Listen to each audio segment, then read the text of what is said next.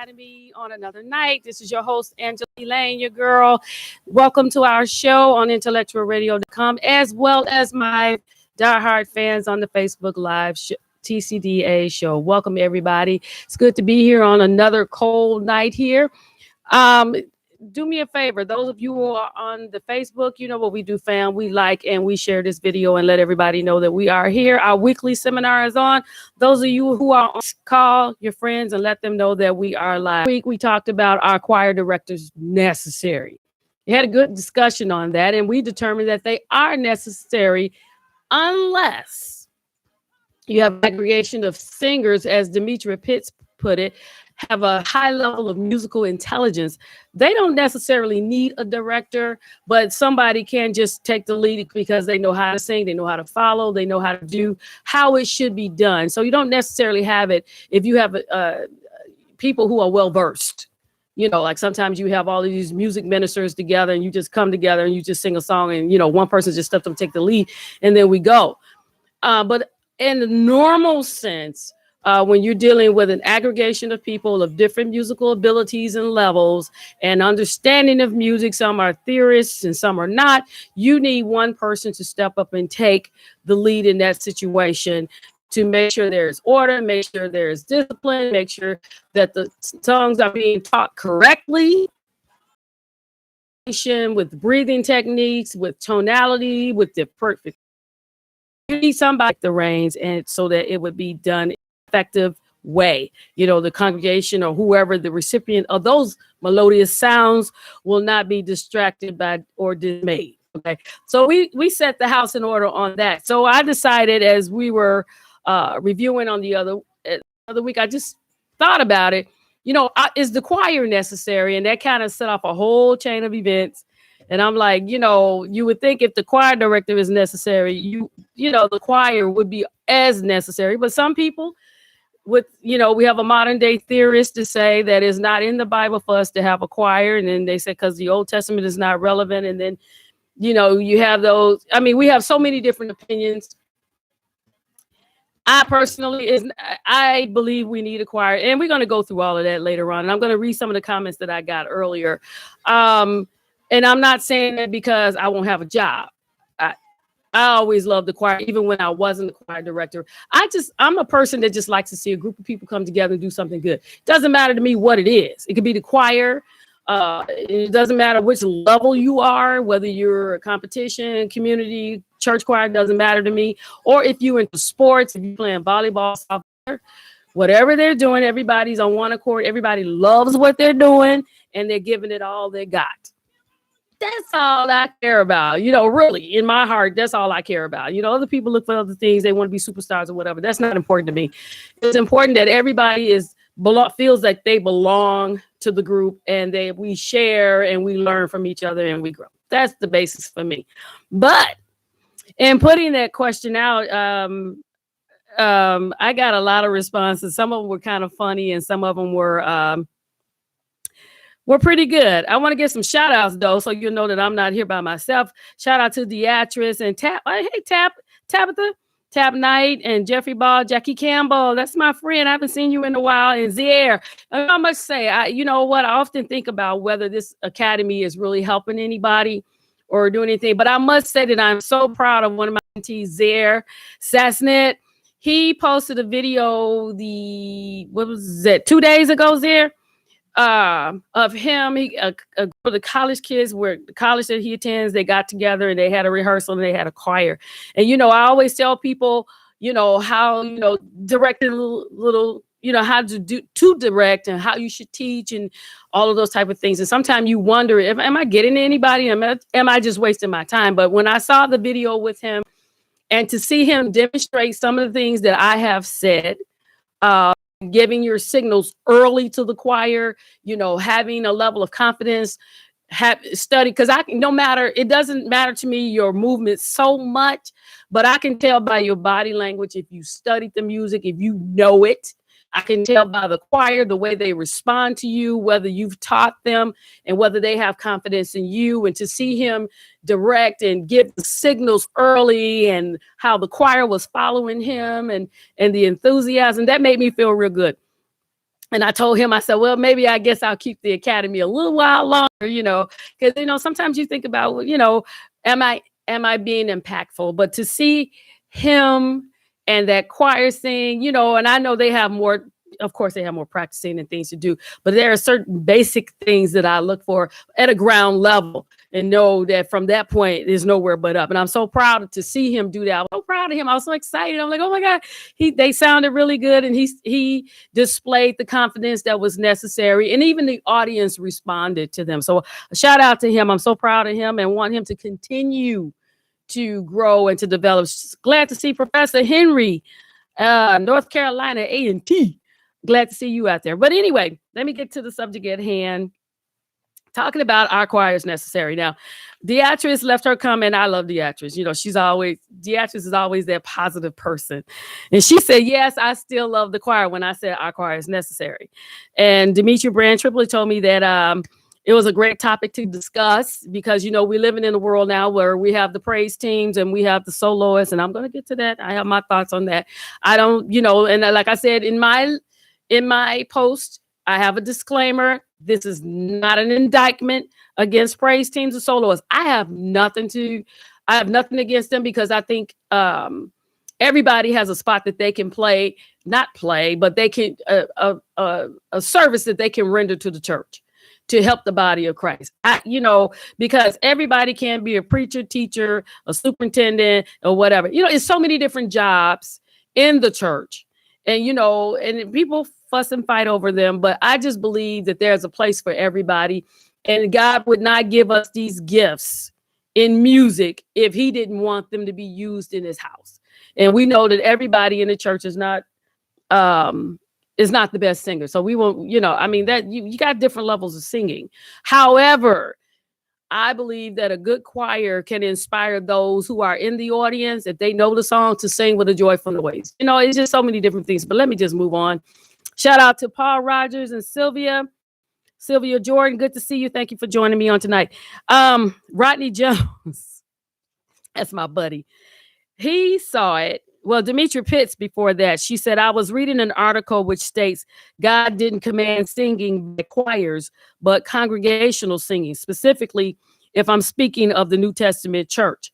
And technically, if you look for the word choir in the Bible, you will not find it.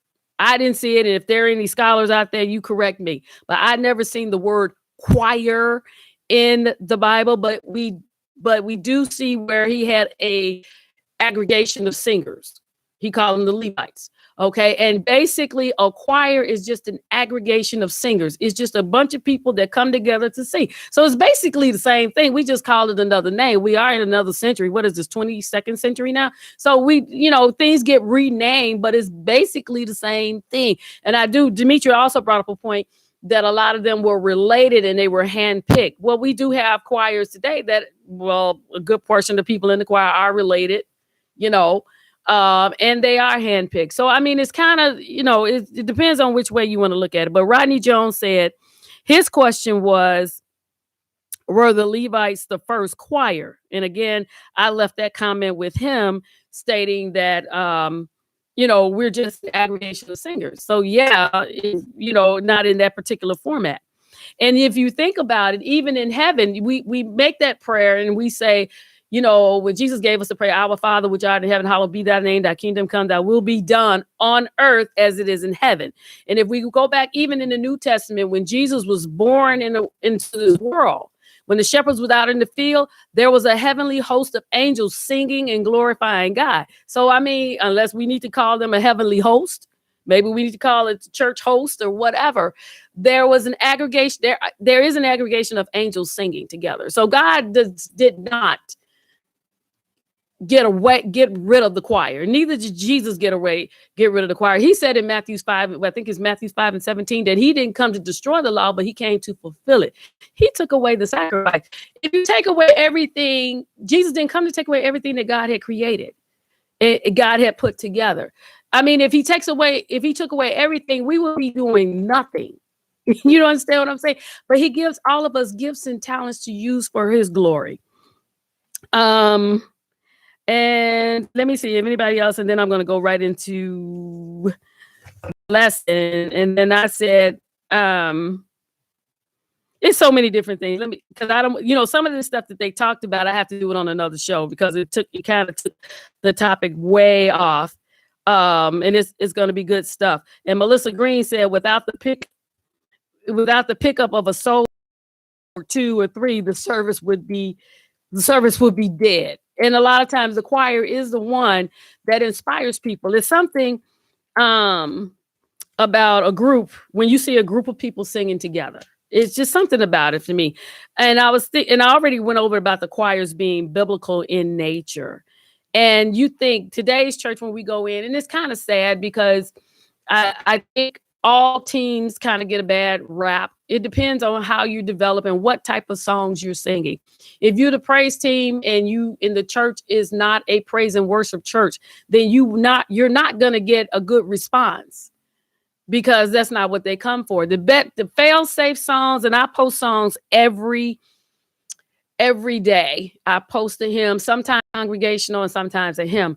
But I also know you cannot go wrong with a old school congregational call and response song to get the audience involved, or sing some choir songs when you have a mixed congregation. You sing some songs that are older, that the middle people and the older people remember. You will inspire them to sing. I mean, especially like, with my group and the little younger, when we go and they start singing something from the Tommies, that song, what is it? It's Gonna Rain, when the sopranos come in. Can't you see the song? Can't you see the clouds gathering? And I promise you, everybody gets up. That happened at Ricky Dillon's concert. They started singing Search Me, Lord. And, one person started singing, and then the whole congregation started singing. We had sopranos, altos, and tenors. No director. Everybody just starts. It's really just an aggregation of people singing. If you know how to train them and teach them, and you have that type of spirit where you want to include everybody, you'll get everybody to participate. But, number one, choirs are biblical. And we already went through that. Number two, choirs encourage excellence in worship. And I was thinking with choirs, you have to rehearse. That's, whether you rehearse every week, once a week, twice a month, doesn't matter. You need to rehearse with the choir in order to keep that spirit of excellence going. Because most choir members, let's face it, not everybody in the choir is not a diehard singer. You got some people that are in there because they're in there. They like to sing, but they don't love it. When you have passionate people in the choir, you really don't have to push or prime them. They just automatically practice, rehearse, all of those different things. But when you have a mixed group, you have to inspire, you have to push, you have to do a lot of different things to get them to reach that level of excellence. Okay. And in order for the choir to reach excellence, to inspire the audience, the director has to operate at a level of excellence at all times. Even when you're feeling bad and you really, you just like, they don't need to know that you're not working in that spirit of excellence. You need to you should know how to put yourself aside, compartmentalize your feelings, and do the job that's at hand. And that will bless the people, because nobody wants to sit in the audience and listen to bad notes. I mean, bad notes to me is like somebody taking their fingernails and scratching the chalkboard. It just make me cringe, because I really know that it's not necessary for a choir to be drastically out of tune. You may have one or two people that are a hair off pitch, but it shouldn't be the entire group just like notes going everywhere, just flying, free flowing everywhere. It shouldn't be that way. And when you sing like that, it kind of, sometimes people will get with it anyway because, whatever. But it really, if you want to do an impactful job, it takes time and study and preparation in order to bless the house. All right. Choirs celebrate the human voice. There is no instrument in the world that is greater than the voice that God created each of us to have. There is nothing. They can replicate it. I mean, they do have artificial voice boxes, and thank God for that, for people who may have had some cancers in the throat or some kind of damage for whatever reason, however they got it, and they're able to have a mechanical voice placed in there and they're able to talk that way. That's awesome that God has given somebody that kind of wisdom and technology to create something or replicate what God has in order to help other human beings that may have suffered some type of deficit. But honestly, there is no instrument, stringed, percussion, piano, organ, horns. No instrument is better than the human voice.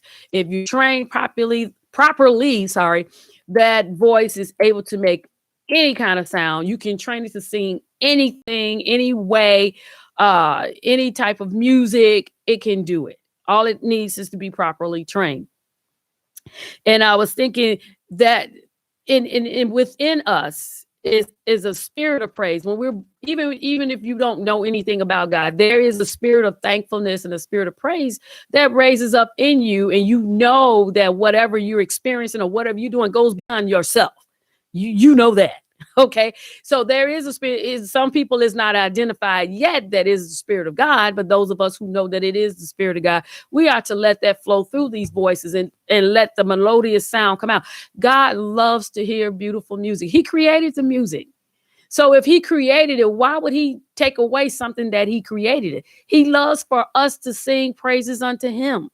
And especially if you can, anytime you can inspire anybody to do something good for the Lord, he gets blessed by that. He gets glorified by that. That blesses him. And then in turn, he blesses you for blessing him. So it's a cycle that keeps going. And when he places that music in us, he's expecting us to use it to glorify him, to give it. He gives us the gift and we are to give it back to him and use it for his glory and for his honor. Choirs can also inspire worship.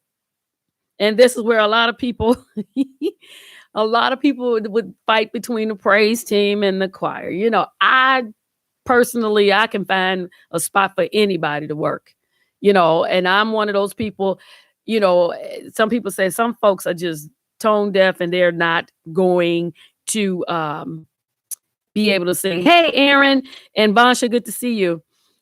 They are not able to sing. I can tell you of a truth. Anybody can be taught how to sing, because I've had people in my choir that couldn't sing.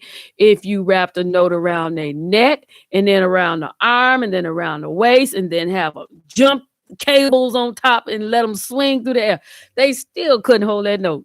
And I would just, I ran out of options on how to teach that person, until God gave me a way and helped me to understand that we sing from our spirit. If we have not been trained to sing, we only sing what we know. And you have to train that person. And after working with her for several years and finding out how to get her on the perfect pitch, she became one of the best tenors that I have in that choir. So we can inspire people through how we do or how we train people. And I was thinking, they were talking about contemporary worship services and how the congregants, the people end up being bystanders or spectators. And Professor John Henry said, choirs have to be trained how to inspire worship. Yes, they do. And you know what, Professor, also the praise team does. Because if you think about it, the average church, when we go to a musical or something, when we walk in and we see 4 or 6 people walk up there to sing, we are not inspired to get into service. What do? We sit down and fold our arms and sit there and look at what they're going to do. And that's not what we're supposed to do when we go to church, or even in a concert. They got to beg you, lift your hands and tell, I don't have time for that. So my thing has always been the Spirit of God should be working in you. So you automatically get up. You automatically get up and you come in the house with the praise. It doesn't matter if you're on the praise team or if you're in the choir. If you come with a ready mind and a ready heart, like I'm coming in here, we rehearsed. I'm coming in with a spirit of praise. I'm coming in to give God honor so that I can inspire somebody else. Whatever inspiration you give to and I always say this, the choir only gives you about 70 to 80% of what you give out because they follow you, So you as a leader need to give it 100%.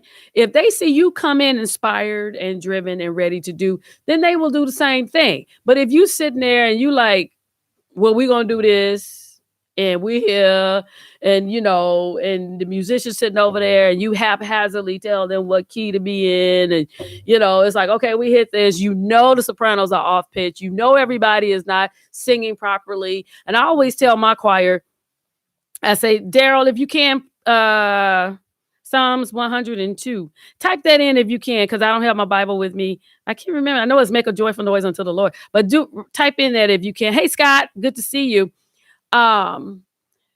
If you have to inspire, I always tell them, like I said, you always tell them that you only get 70% of what you give. Honestly, that's what you're going to get back. And if you have to be inspired to give your all in order for them to do the same to you. Because when I come to a choir rehearsal, I'm coming to reflect whatever spirit the director is in. That's what I'm going to do. Period. End of story. Even though I am a director, even though I already know how to sing, I know how things should be done, I'm still going to do. I'm not going to outdo the director. I'm just going to, okay, if this is what you're doing, that's what I'm going to do. So you have to be that type of person to come in and always have yourself prepared. When you come in prepared, your choir will be prepared. And that inspires them. When they come in and see you energetic and you're ready to go, then they're ready to go. But if you come in and you like, this Sunday morning, and I understand, I understand every Sunday we don't feel good because there's a lot of Sundays I don't feel good in my spirit and I may not want to do it. But I do know that if my choir sees me like this, they're going to be worse than what I'm doing. The congregation is not going to get anything. God is not going to be glorified today, and nobody will be inspired and know that Jesus will work it out. Because everybody looking at you like he need to work it out in your life first. And then, it comes down to everybody else. But when we're singing the songs, we want to sing songs that invoke them, that encourage them. Nobody wants to come to church and then leave. And they have a song that says, you don't want to leave here like you came in Jesus' name. And, I know we cannot make anybody praise God. We can't make anybody do anything really. But you don't want people to come to church and they receive no inspiration whatsoever, and a lot of people do. My producer said earlier, I keep throwing him in there because he keeps saying stuff and then I end up doing a show on it. But he said that when he goes to church, he goes to hear the choir. He wants to hear the choir sing. And a lot of people come to church.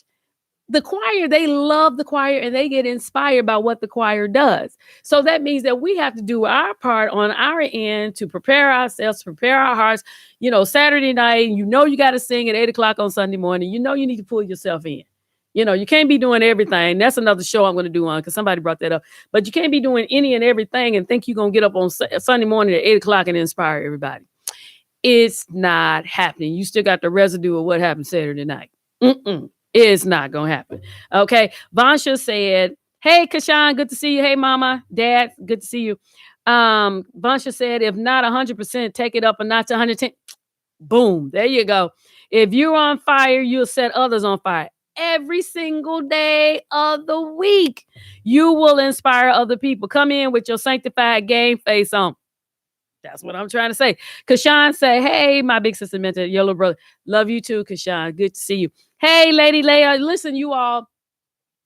Lady Leia, can you put the information down there? She has been nominated in 4 categories for an award. Yeah, that's my friend, Lady Leia. Put the information down there, Lady Leia, so that they can go vote for her. We want her to come back to Chicago with one of these awards if we can do so. So put that down there and we will see what we can do by getting you some votes. Hey, and Paul Rogers said this just plain old ministry. That's what it is. It's ministry. Mama says, way to go. It is. It's just ministry. You just have to give your best. As a leader, it's not easy, but if you want a good choir, you got to put yourself out there. You have to give, my dad always said, and my mom says it as well, when you're teaching people, you cannot teach them from an objective view per se. You have to give life examples of things that have happened to substantiate what you say. And like he said, you have to take it up a notch. People only do whatever you do. And one thing that when you're talking to people, they can tell when you know what you know. You can have a surgeon sit here and a cardiologist or a trauma surgeon to get in the lecture hall and start. Well, I don't care. You can tell by the way they stand, by the way the words come out of their mouth, whether they've been doing a lot of surgeries. And there's a certain depth, there's a certain confidence in their speech that lets you know this man has had, or this woman has had quite a few successful surgeries. I think I need to listen. And then on the other hand, if you have somebody standing there and they're saying they're whatever it may be, and while they're talking, there's no, you just standing there and the words are like cling-a-ling-a-ling, and you kind of sitting there like, you don't know what you're talking about. Sit, So you don't want that type of atmosphere when you come about. All right. So we want to prepare ourselves. We want to sing songs and throw some hymns in there, have it where everybody participates. Sometimes in my own church, I do that. When I see that, I have a jumping Pentecostal church. I do. At my church, we believe in shouting. I even have some shouting music that I play because, if they move too slow and I feel the spirit, I'm getting up off that organ. I'm going to leave you. All of a sudden, they hear this keyboard playing all these different, this bass and all this kind of stuff. I'm in my corner dancing because I'm not going to sit here. God's been good to me too. All right. But as there are some times where I may be sitting there on the organ and the choir, the church is kind of slow or whatever, then I will start up a song and get everybody involved. Even the church mamas, they singing. I get the preachers, anybody. I don't, even in the third jurisdiction, I would pick a song and have the whole pulpit sing. I had everybody singing. Even the bishop would sing. And that would just bring in a whole atmosphere. So sometimes inspiring the congregation means you get everybody to sing. Sometimes it's just the choir. Sometimes it's just, but when you come in with that spirit, a happy spirit, you just inspire people anyway. And I don't want to dwell on that too long. Scott says, yes, ma'am, I vote for the hymn. I know, Scott. I know that. Vansha says hymns are for real. Hey, shout out to my godmommy, Joyce Graham, Chris J. Holloway. Thank you. Cousin Ed V. Thank you. Cuz Tony Ingram. Good to see you out there. I don't want to dwell on things too long, but and then I had something else I wanted to say. What was the other? Oh, here it is. Choirs can be a community or help us. We live in the this was brought up as well. We live in the time now where we have the superstars, the superstar worship leaders. If you don't know how to sing, you can't be on the praise team. If you don't know how to sing, you can't be in the chorale. If you don't know how to do this, you can't be in that. And you know what? Sometimes people, the church, think about it, the church back in the day. And I know we want things to sound good and all that kind of stuff. But back in the day, they would find something for you to do. Today, some of these churches are so huge, it's like impossible. You get lost. And some people today are looking for that old school church that they remember. They grew up as a kid, and when, and they got old enough, they went out and they left. Well, when they're coming back to church, that's what they're looking for, that old school feel or what they were accustomed to. So then when they come back and they receive Christ into their hearts and they become born again, they want to go to work. Some of them can sing or whatever else. Sometimes you allow them to join, to give them a sense of belonging. I'm one of those people. I don't want to just sit in the church and just like not doing anything. Just like, okay, I'm warming the bench. I give an offering and I warm the bench. After a while, if you really love God, you want to do something. And so that's why some churches have all of these different choirs. Maybe I have a chorale, but then I also have voices of something, voices of inspiration, to give people something to do. A lot of people like being in the choir for the fellowship. If you do it right, you can create an atmosphere, a family atmosphere within the choir. Because some people are going through a lot of different situations, and the choir, that environment, coming to rehearsal, being around the believers and the people in the church, it helps them cope with what's going on in their lives. I have had a lot of people say, you know what, I didn't feel like coming to the choir rehearsal, but I came and I got lifted being in the choir rehearsal. So it's like a community. And there's no big eyes and no little U's. Everybody is important. Everybody is validated because everybody is important.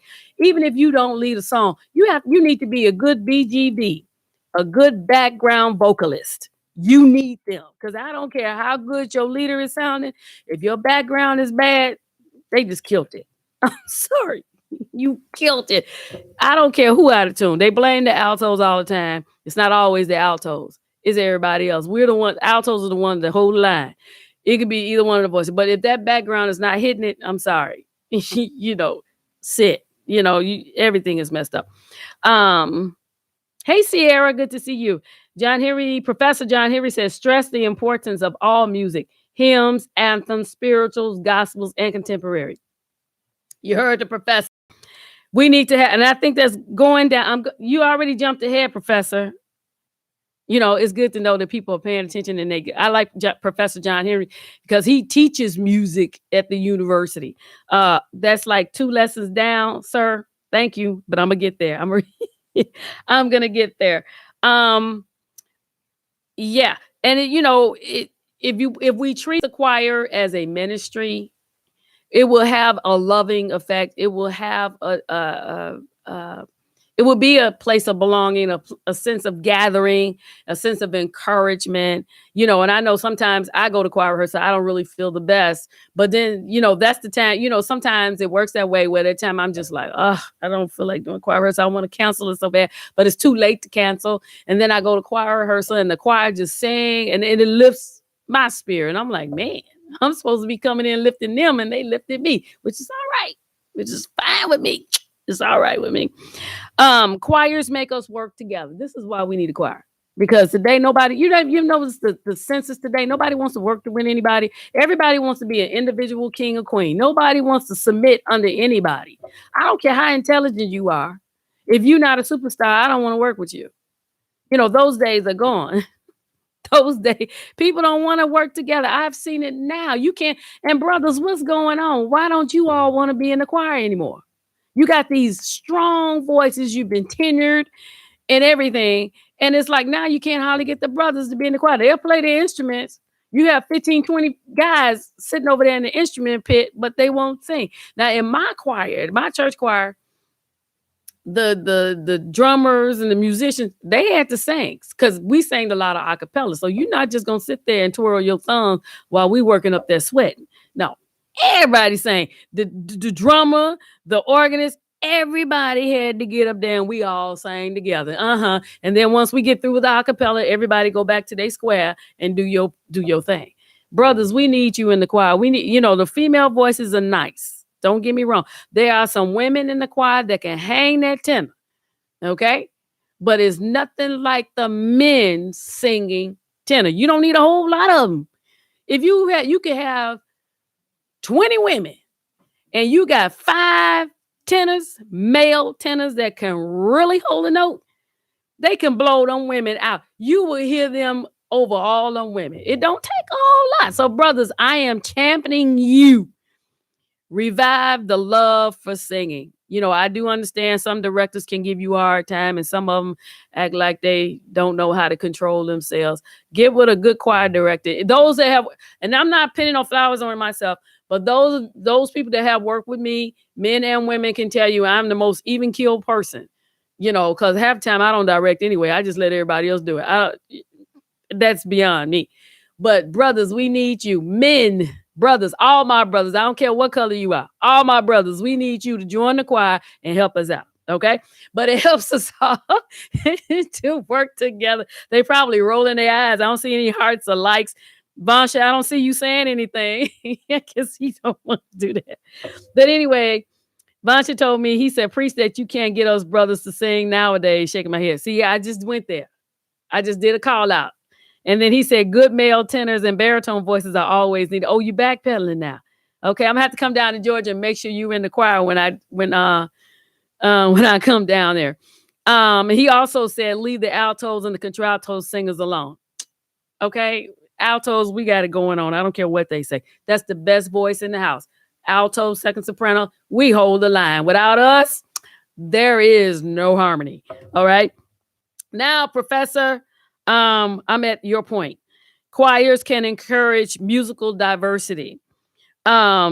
Most choir folks are more musically diverse than we all would know. They appreciate lots of different styles of music. And they also said most of the top modern worship songs were written in the past 20 years.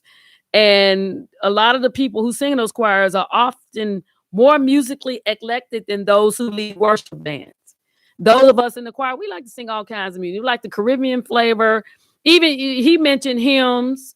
Now the hymns, and I am going to do a hymn show, and I do have one of my friends is going to do a show in April. Phenomenal singer, and I'm glad I'm in the bigger studio. Phenomenal singer, phenomenal musician, phenomenal recording artist. And she's gonna do a show, and I'm gonna have her to sing some hymns. So you all stand by, it's coming back. And then Aaron is gonna do another hymn part 2, and then I'll put a post out there for you all to list the hymns that I think Aaron and I are keeping a list of the hymns that we didn't get to, and then we gonna add some more. I'll put a post and you all be able to add some more. Okay, but he said the hymns, the anthems. We don't hear much of that anymore. Anthems are definitely part of the service. If you ever attend, and I'm not being biased, I'm not saying just us, but if you ever attend the Church of God in Christ, or Kojic as people call it, their convocation, we always sing a hymn. We always sing an anthem.